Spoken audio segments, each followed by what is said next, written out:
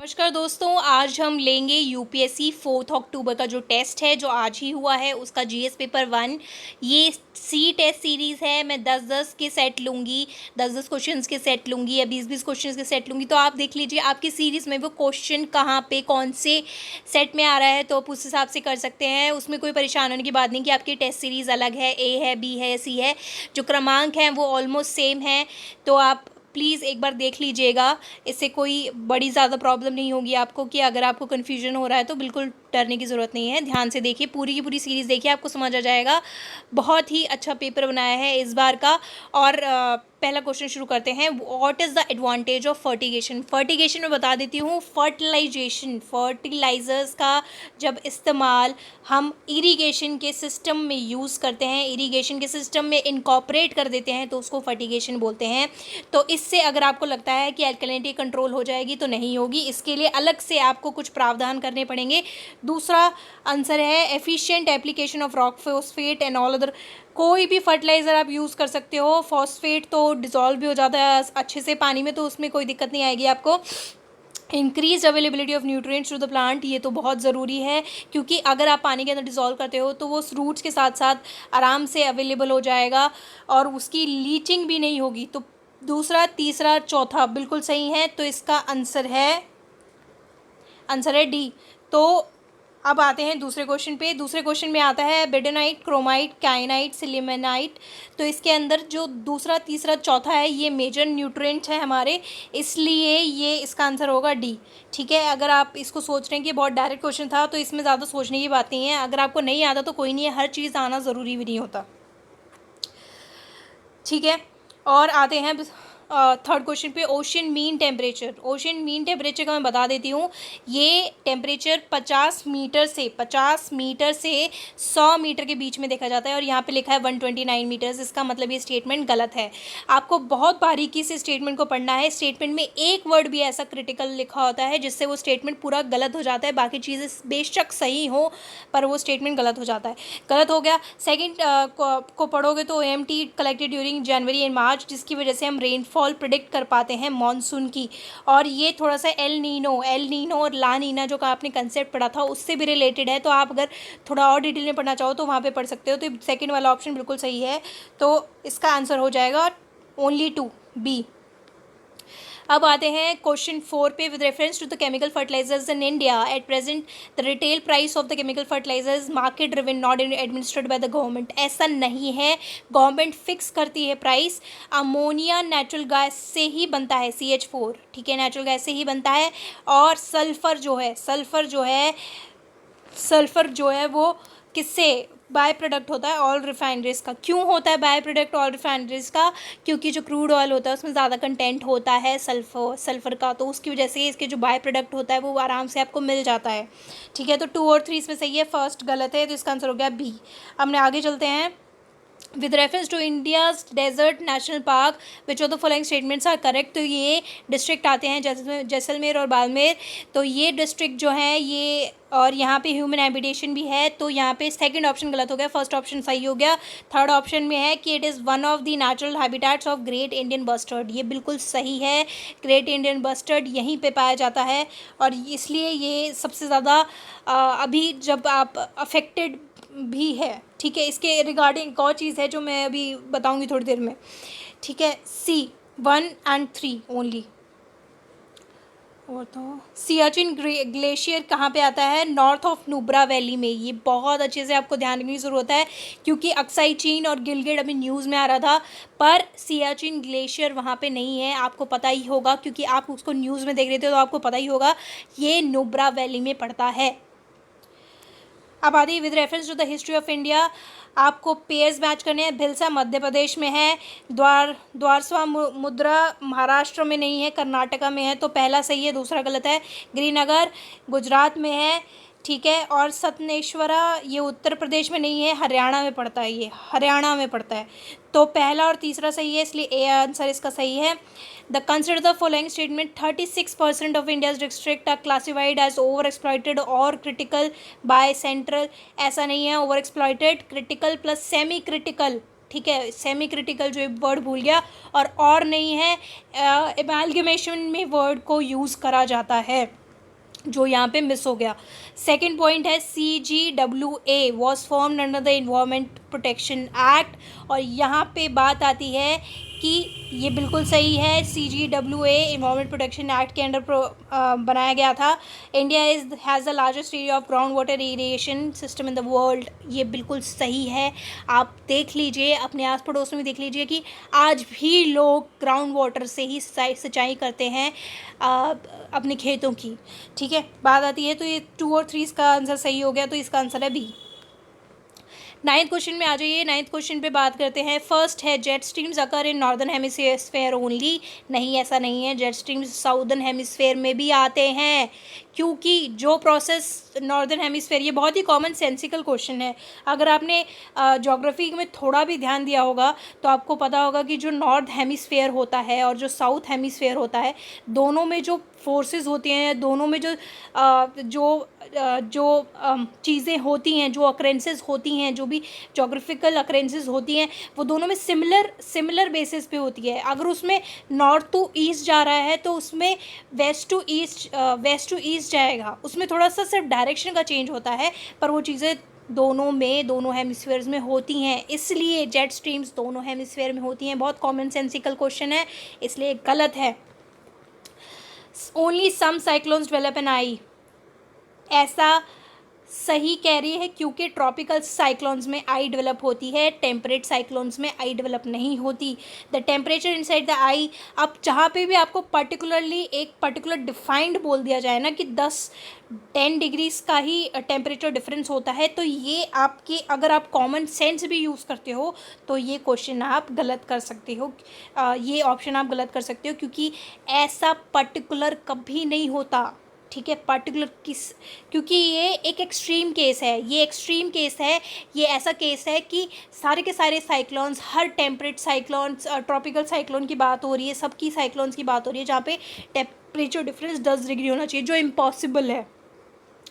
ठीक है, तो ये चीज़ भी गलत होगी, तो आपका आंसर हो गया ओनली 2, सी आंसर है इसका। ठीक है, अब आते हैं 10th क्वेश्चन पे। Among the following tiger reserves which one of the largest area is under critical tiger habitat. तो रणथंभौर आपने सुना होगा, रणथंभौर से हमने एक टाइगर दिया भी है कुछ कंट्रीज़ को, जिन्होंने अपना एक इस्टेब्लिश करना था, उन्हें इस्टेब्लिशमेंट करना था, तो वहाँ पे हमने प्रोवाइड किया है। पर नागार्जुना सागर और श्री साइलम में क्रिटिकल टाइगर हैबिटेट है, ये आपको याद रखना है, ये बहुत ज़्यादा इम्पॉर्टेंट था, क्योंकि हर इंसान को लगता है रणथंभौर दिमाग में एकदम से स्ट्राइक करता है, क्योंकि रीसेंट जो चीज़ हुई है वो रणथंभौर की वजह से हुई है, पर ये नागार्जुना सागर सराय सालम की बात कर रही है। ठीक है, अब आती है बात 11वें क्वेश्चन की। 11वें क्वेश्चन को देख लेते हैं हम। 11वें क्वेश्चन में, if particular plant species is placed under schedule 6 of the wild life protection act 1972, what is the implication. इसका इम्प्लीकेशन ये होता है कि सेक्शन 17 के बदौलत ये माना गया है कि अगर उस चीज़ को आपको ग्रो करना है, उसको कल्टीवेट करना है, तो you need a licence for that. तो यहाँ पे क्लियर हो गया कि 11th का आंसर है first. 12th, with reference to the period of Gupta dynasty in ancient India, ये बहुत ही डायरेक्ट क्वेश्चन है। घंटसला, काडूरा, चौल, ये पोर्ट्स हैंडलिंग फॉरेन ट्रेड है। अगर कॉमन सेंस से भी यूज़ करोगे तो सबसे ज़्यादा इम्पॉर्टेंट जो गुप्ता डायनेस्टी के थे वो पोर्ट्स थे। अगर आप थोड़ा सा भी, आपको हिस्ट्री आपने पढ़ी है, थोड़ा सा भी स्ट्राइक करता है, तो आप वहाँ पर भी अच्छे से इस चीज़ को अप्लाई कर पाओगे और इस क्वेश्चन को अच्छे से सॉल्व कर पाओगे। 13th question, what are the advantages and advantages zero tillage. Zero tillage जो होती है, वहाँ पे आप जो नर्सरी की नीड नहीं होती, आप डायरेक्ट ही सीड डाल देते हैं राइस के और वो प्लांट कर देते हो। क्या करते हैं, राइस की प्लांटेशन कैसे होती है, पहले नर्सरी में उगता है, पहले नर्सरी में छोटे छोटे पौधे उगते हैं। ठीक है, छोटे छोटे पौधे उगते हैं, फिर उनको लाते हैं खेतों में, फिर लगाते हैं उनको। ठीक है, अब ये चीज़ अवॉइड करी जा रही है डायरेक्ट सीडिंग राइस के मेथड से, जो चीज़ ज़ीरो टिलेज में पॉसिबल, जो ज़ीरो टिलेज का एडवांटेज है। ठीक है, अब तो इसका आंसर क्या हो गया, 1 2 3, क्योंकि ये 2 है। Sowing of wheat is possible without burning the residue of previous crop. Carbon sequestration, इससे बहुत ज़्यादा फ़ायदा होता है, क्योंकि जो राइस होता है ना, जब राइस के पैडी फील्ड्स लगाए जाते हैं, सबसे ज़्यादा उसमें सबसे ज़्यादा ग्लोबल वार्मिंग होती है और सबसे ज़्यादा प्रॉब्लम होती है कार्बन सिक्वेस्ट्रेशन की। ठीक है, तो यहाँ पे जब हम ज़ीरो टिलेज यूज़ कर रहे हैं, जहाँ पे हम डायरेक्ट सीडिंग ऑफ राइस कर रहे हैं, तो हमें पानी रोकने की ज़रूरत नहीं है, बहुत फ़ायदा रहता है इसका, इसलिए ये चीज़ हम कर सकते हैं। आगे आते हैं। According to India's national policy on biofuels, cassava use करते हैं हम, rotten potatoes, damage wheat grains, जिसमें बहुत सारे व्हीट ग्रेन्स आते हैं, शुगर बीट्स हो जाता है, स्वीट सॉर्गम आ जाता है, तो इसका आंसर है ए। ठीक है, which one of the following statements best describe the social cost of carbon. इसका आंसर बहुत क्लियर और बहुत डायरेक्ट है। Long term damage done by the ton of emission CO2 emissions in the year. इसका हम calculate करते हैं dollar में वैल्यू, और ये वैल्यू हमें बताता है, एग्जैक्ट अमाउंट बताता है cost of, social cost of carbon. फिर आती है क्वेश्चन आती है 16, with reference to pulse production in India. First है black gram can be cultivated, बिल्कुल सही है। ब्लैक ग्राम को हम राबी और खरीफ दोनों की तरह उगा सकते हैं, पर राबी में ज़्यादा प्रोडक्शन होता है खरीफ के मुकाबले। Green gram alone accounts for, ऐसा ज़रूरी नहीं है। ग्रीन ग्राम का 40% है, 40% इज़ नॉट हाफ होता है 50%, पर हाफ नहीं है, 40% है, इसका मतलब ये स्टेटमेंट गलत हो गई। In last 3 decades while the production of kharif pulses has increased, the production of rabi pulses has decreased, ये बिल्कुल गलत है, तो उसका आंसर हो गया first, only first. The crop is sub tropical in nature, पहली चीज़ सब ट्रॉपिकल, दूसरी चीज़ 210 फ्रॉस्ट फ्री डेज। यहाँ पे क्लियर हो गया कि ये कॉटन की बात कर रहे हैं।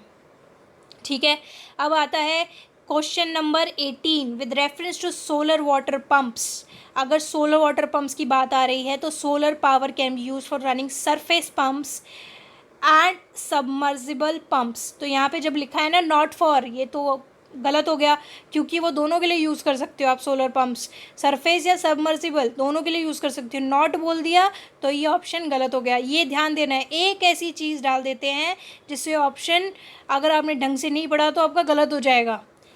Second, solar power can be used for running centrifugal pumps, not the ones with piston, but centrifugal pumps आप हमेशा यूज़ नहीं कर सकते। वेदर चेंज हो रही है, जो भी चीज़ें हो रही हैं, तो आप इस वजह से आपको पिस्टन यूज़ करना ही पड़ेगा, इसलिए आपके दोनों ऑप्शंस गलत हो गए। तो आपका आंसर क्या होगा? डी, नीदर वन और नॉट टू।